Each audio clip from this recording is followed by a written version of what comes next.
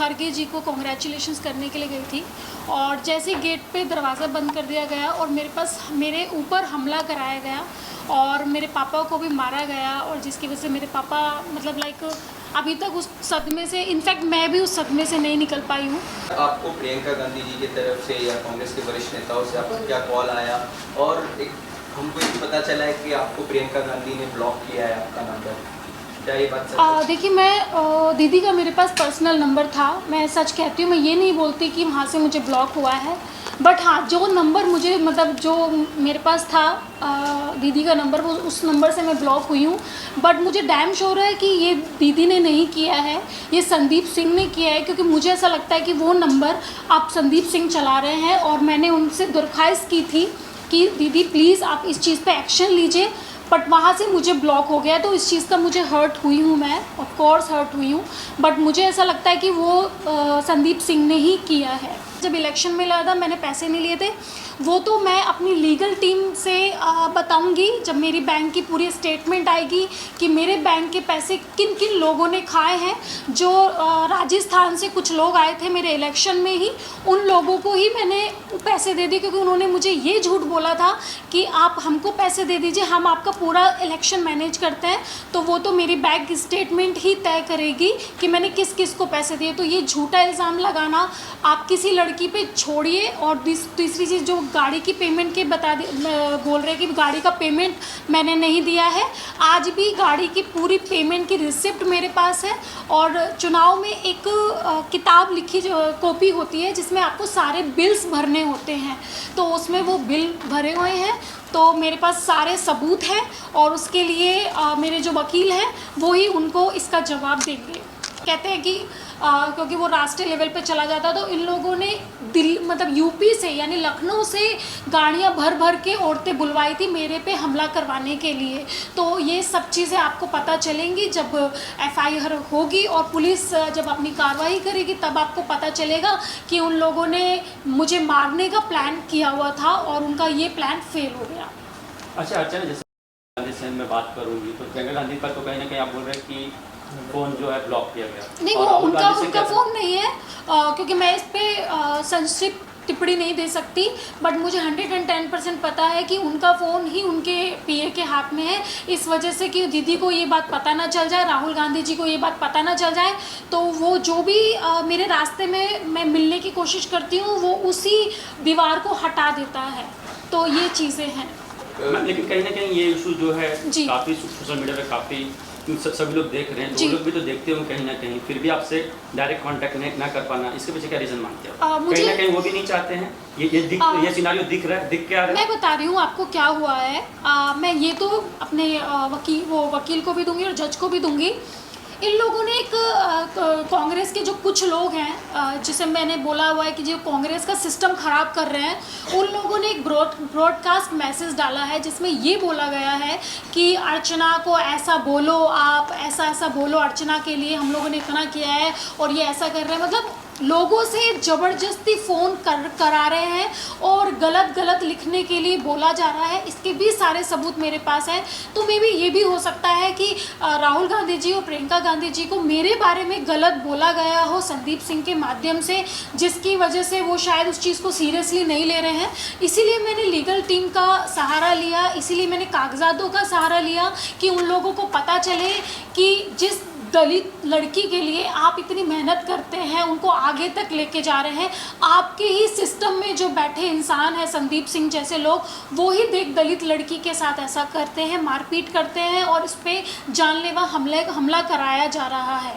तो वो सब सारी सच्चाई उनके सामने आनी चाहिए, मैं यही बोलना चाहती हूँ। इसीलिए मैंने अब एक वकील का सहारा लिया है, मैंने कागज़ का सहारा लिया है, क्योंकि बाबा साहब अम्बेडकर ने एक बात बोली थी, संविधान, तो संविधान में सारे कानून बनाए गए हैं। तो मैंने आज उन बाबा साहब के कानून का सहारा लिया है। अब मुझे ये देखना है कि मुझे इस पे इंसाफ मिलेगा या नहीं। मुझे सिर्फ इतना बोलना है कि आज मैं ज़िंदा हूँ, आज मैं अपने लिए लड़ रही हूँ। कल को अगर मैं मर जाती तो सब लोग अपनी अपनी राजनीति करने सड़क पे उतर जाते कि एक दलित लड़की की हत्या की गई है ऑन रोड पे, और सब लोग अपनी राजनीति करते, चाहे वो कोई सी भी पार्टी से हो। तो मैं बस उन नेताओं से, उन बड़े बड़े नेताओं से सिर्फ ये पूछना चाहती हूँ कि आज मैं जिंदा हूँ, ये मेरी माता रानी शायद मेरे साथ है, या मेरे माता पिता मेरे साथ हैं, जो मैं आज ज़िंदा हूँ। अगर आज ही मैं मर जाती तो आप सब लोग राजनीति पे उतर जाते। तो आज सारे बड़े नेता क्यों चुप बैठे हैं, क्यों नहीं बात कर रहे? मैं खड़गे जी से भी बोलना चाहती हूँ, क्या आपको नहीं दिखता है कि मेरे साथ गलत हुआ है? खड़गे जी, राहुल गांधी जी, क्या आपको नहीं दिखता है? आप इस चीज़ का पता तो लगाइए, आप किसी की बातों में क्यों आते हैं?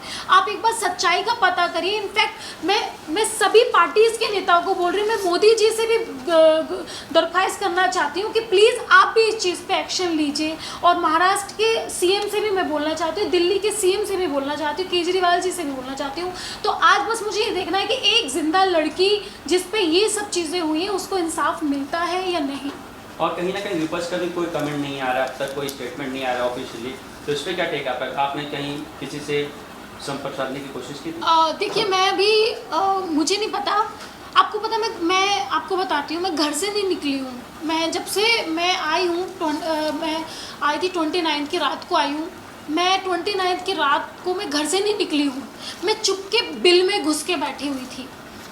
1 दिन हुआ, 2 दिन हुआ, 3 दिन हुआ, कुछ नहीं हुआ, और उल्टा मेरे को निलंबित कर दिया गया। सारा चीज़ें मेरे पे आ रही है। फिर मैंने सोचा कि अर्चना, अगर तू डर गई तो फिर इस देश में कोई भी लड़की अपने लिए स्टैंड नहीं ले सकती। और उसके बाद से फिर मैंने डिसाइड किया, और फिर मैंने अपने एडवोकेट जो अपना सोहेल जी हैं, इनसे कांटेक्ट किया। और चांदनी जी हमेशा मुझे बोलती रही है, अर्चना तुम्हें चुप नहीं बैठना है, तुम्हें इसके खिलाफ कुछ ना कुछ कार्रवाई करनी है, अदरवाइज़ तुम्हारी तरह बाकी लड़कियां भी फिर तुम्हारी जैसी रह जाएंगी। फिर मैंने माइंडसेट किया, अब कुछ भी होगा मैं ये लड़ाई लड़ूंगी और आगे सबको प्रूव करूंगी कि मैं सही हूँ और ये सब लोग गलत हैं। और आपको इस चीज़ का पता सीसीटीवी फुटेज में दिख रहा है। वहाँ पे मर्दों ने भी, जिसको हम कहते हैं, वहाँ पे जो कांग्रेस के लोग थे उन्होंने चुंटियाँ इसको काटी, बॉडी में दुपट्टे को खींचा गया। तो बहुत ही एक घिनौनी साजिश थी ये, जिसको मैं कहना चाहूँगी। और उसके बाद कुछ 2 दिन के बाद मेरी इनके पिताजी से बात हुई। उनकी सेम कंडीशन थी जो मैंने आपको अर्चना का बताया, वो भी वैसे ही थोड़े सहमे हुए थे। बट क्योंकि एक पिता जो है वो अपनी बेटी के लिए लड़ने के लिए हमेशा तैयार रहता है, जो आप सबने वीडियोस में भी देखा, तो उन्होंने मुझे बताया कि लोगों का ये कहना है कि मैं वहाँ उठा, इसको बचा रहा था। बट कुछ 5 मिनट के लिए, ये मैं आप सबको बताना चाहूँगी, जब उन पे अटैक हुआ तो वो 5 मिनट के लिए कहीं ना कहीं वो अपने ब्रेथलेस हो चुके थे। जब वो ज़मीन का उनका एक वीडियो वायरल हुआ है, और वो बोले कि जब मैं उठा तो मुझे ये भी नहीं पता था कि मेरी बेटी ज़िंदा है या मर चुकी है। तो ऐसा इंसिडेंट से बाहर आना, और जब मैंने अर्चना से बात की, उसको मानसिक तौर पे तैयार करना, क्योंकि आप जब ऐसी कोई चीज़ें होती है तो आपको मानसिक घाव सबसे ज़्यादा होता है, जो दिखता नहीं है। शारीरिक घाव आपको दिख जाते हैं पर मानसिक घाव आपको कभी नहीं दिखते हैं। तो ये हमने डिसाइड किया, और मैंने भी और मेरी फैमिली ने भी, कि हम अर्चना को सपोर्ट करेंगे। कहीं ना कहीं ये बात हमारी रह गई थी उस समय भी प्रेस कॉन्फ्रेंस में। अर्चना के साथ साथ जो दिल्ली में मीडिया की जो महिला कर्मचारी थी, उस पर भी आप देखिए, उस वीडियो में आप देखिए, बहुत सी लड़कियां जो माइक लेके वहाँ थी, उनको भी पुश किया गया। और उन्होंने जो इंडिया न्यूज़ पे जो पहली खबर ये आई थी, उस लिंक को डिलीट करवाया गया विदिन अ फ्यू सेकेंड्स। तो वो उन्हीं महिलाओं ने, और वो जिस लड़की को पुश किया गया था उसके हाथ में माइक था इंडिया न्यूज़ का, ये मैंने खुद वीडियो में देखा है। और उसी लड़की को जोर से धक्का दिया गया था अर्चना के बाद। बहुत सारी वहाँ पे और भी थी, क्योंकि हम देखते हैं 10 जनपद 12 जनपद के आसपास, हमेशा से खुद मैं दिल्ली से हूँ, तो वहाँ पे बहुत सारी पुलिस वैन्स होती हैं। तो उन्होंने वो कैप्चर किया पूरा, और वो एक के बाद एक सारे न्यूज़ चैनल से उनको डिलीट करवाया गया। जो पहला न्यूज़ चैनल था वो इंडिया न्यूज़ था, और हमने उस पर देखा भी कि अब वो अवेलेबल नहीं है। वो लिंक भी मेरे पास है, वो लिंक भी इनके पास है जो हमने मीडिया में दिखाया। भी थोड़ा सा असमंजस में हूँ, क्योंकि इनके पिताजी को हम नहीं ला पा रहे, क्योंकि उनकी अभी भी तबीयत ठीक नहीं है। तो उनसे भी हम रूबरू कराएंगे आप लोगों को जैसे ही वो ठीक होते हैं। अभी उसका ध्यान ये भी है कि फैमिली में पापा पे ऑलरेडी इतना घात हुआ है, तो दोबारा ये चीज़ें ना हो सकें, तो अब हमारी रिक्वेस्ट ये है, जो कि हमने PM मोदी को लिखा है, जो हम सब मोदी जी कह के जानते हैं, और मेरी तो उनसे हाथ जोड़ के रिक्वेस्ट है कि वो अपनी जो देश की बेटी है जो कि दलित है, उन्होंने हमेशा इस चीज़ की लड़ाई लड़ी है। हमारी जो प्रेसिडेंट हैं वो भी आप सब जानते ही हैं। तो मेरा उन सबसे दरख्वास्त है, दिल्ली सीएम से है, महाराष्ट्र सीएम से है, हमारी पुलिस से है कि जो लड़की इतने 10 दिन से जो आज डर रही है मीडिया के सामने या अपनी बात रखने में भी, तो आप कहीं ना कहीं हमें कानूनी तौर पे सपोर्ट करें और यही उसका जो सपोर्ट है वही उसको आगे और बढ़ने में, ये कानूनी लड़ाई लड़ने में कहीं ना कहीं प्रोत्साहन मिलेगा उसको, अगर आप सब सपोर्ट करें। कुछ पाते हैं क्योंकि जो मैं यही बताना चाहती हूँ, देखिए राहुल गांधी जी बहुत अच्छे नेताओं में से एक आते हैं, प्रियंका गांधी जी भी और सोनिया गांधी जी भी। बट जो प्रॉब्लम आ रही है वो जो ये मीडिएटर बैठे हुए हैं, जो इनके पीए बन के बैठे हुए हैं, जो कि अपने आप को ये प्रियंका गांधी समझते हैं, अपने आप को ही राहुल गांधी समझते हैं, तो इनके माध्यम से वो चीज़ पास आउट नहीं होती है, तो वो उसी चीज़ में लटके रहता है। जैसे कि इन लोगों ने मेरे पे जो इल्ज़ाम लगाया है वो ये लगाया है कि उस दिन मैं गुंडों को लेके गई थी मारपीट करने के लिए। ठीक है, हमने आपकी बात मानी है, बस एक बार सीसीटीवी फुटेज दिखा दीजिए तो आपको खुद पता चल जाएगा कि गुंडे मैं लेके गई थी या आप लोगों ने गुंडे भेजे थे, जो कि औरतों के आड़ में मुझे चूटी काट रहे हैं, मेरे बैक पे मार रहे हैं, मेरे बाल खींच रहे हैं, मुझे थप्पड़ मार रहे हैं, ये सब चीज़ें कर रहे हैं। तो ये चीज़ें आपके सामने आ जाएगी। और दूसरी चीज़, उन्होंने ये भी बोला कि जब मुझे पार्टी से निकाल दिया गया था तब आप क्या करने गई थी वहाँ पे। तो मैं आपकी बात सही मानती हूँ। पहली बात तो ये फेक लेटर है, मुझे कोई पार्टी से नहीं निकाला गया था क्योंकि मेरे पास कोई नोटिस नहीं, कुछ नहीं। चलो अब मैंने आपकी बात मान ली कि आपने बोला मुझे निकाल दिया गया, ठीक है। तो आप जैसे कांग्रेस ऑफिस है तो ये जनदाता ऑफिस जिसे बोला जाता है, जहाँ पे जनता की सुनी जाती है, जनता दरबार जिसे बोलते हैं। तो मैं भी जनता हुई, मेरे हाथ में बुके है तो मैं जा रही हूँ जस्ट कॉन्ग्रेचुलेशंस करने।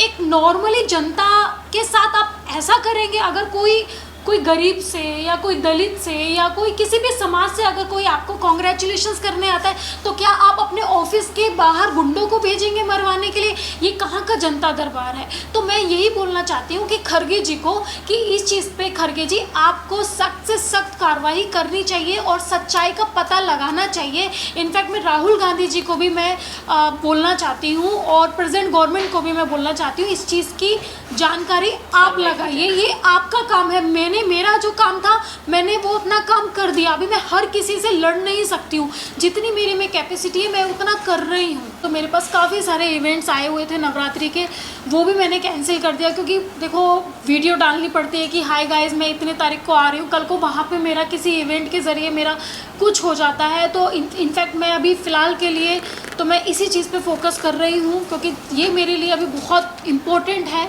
क्योंकि अब मैं डरने वाली नहीं हूँ। क्योंकि दीदी का एक स्लोगन मुझे आज तक स्ट्रॉन्ग बना के रखा है, लड़की हूँ लड़ सकती हूँ और हमेशा लड़ूंगी। और इसके बीच में अगर मुझे कुछ होता है तो गवर्नमेंट ज़िम्मेदार है इस चीज़ की। इसीलिए मैंने आपको ये प्रेस कॉन्फ्रेंस किया है कि कल को अगर कुछ होता है, क्योंकि और भी चीज़ें मेरे साथ हो रही है जो कि मैं अभी मीडिया के माध्यम से नहीं बता सकती, सेफ़ नहीं है। बस मैं यही बता सकती हूँ कि आप लोगों की जिम्मेदारी है ये, क्योंकि मैं भी देश की बेटी हूँ। बॉलीवुड इंडस्ट्री की हर खबर और नई वीडियोस देखने के लिए फेसबुक पर लाइक, इंस्टा पर फॉलो और यूट्यूब पर तड़का बॉलीवुड को करें सब्सक्राइब।